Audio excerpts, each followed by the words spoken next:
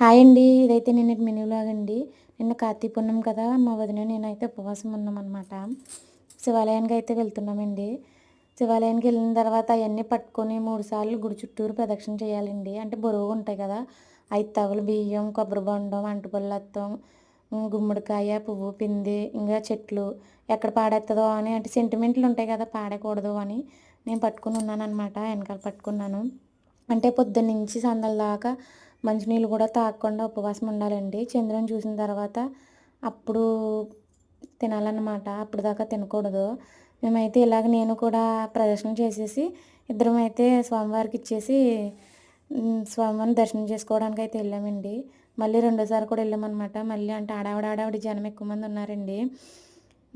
తొందరగా తాంబూలాలు ఇచ్చేసుకోవడం, దండం పెట్టేసుకోవడం, వెళ్ళిపోవడం. మళ్ళీ రెండోసారి వెళ్ళి దండం పెట్టుకున్నామన్నమాట. మళ్ళీ సాయంత్రం పూజ వ్లాగ్ అయితే అప్లోడ్ చేస్తానండి.